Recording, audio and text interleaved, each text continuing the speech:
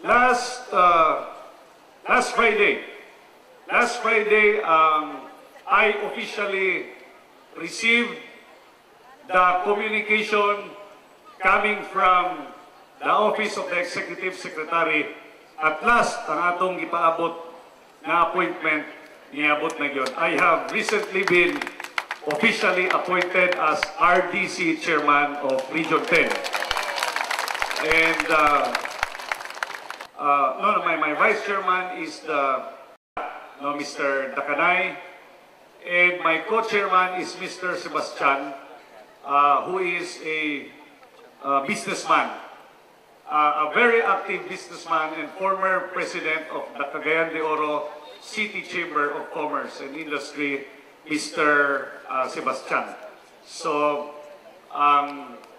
mahimo po na ko Chairman sa Infrastructure Committee, si Nova Parohinog Chavez, the Mayor of Ozamis City. So, together with Philip Tan, nga maoy Chairman sa Macro Committee, ug sa uban pa nga mga governors and mayors, I hope that we will really strive so hard na dakong kalambuan sa tibuok Region 10. As RDC Chairman, I would now become the alter ego of the President in terms of economic matters of the region. And on a quarterly basis, I would be attending cabinet meetings in Malacanang, called by the President and Department Secretaries. As RDC Chair, of course, I'm expected to bat for the progress of the whole region.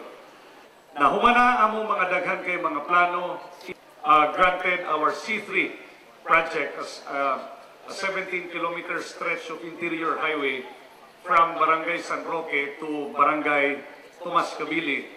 Nahatag man na, pero ang isa yun sa atong ipangayo, ang pagsiminto sa mga pipila ka mga hinterland barangays. So, ang atong i-request sa Malacanang karon is a concrete road complete with drainage.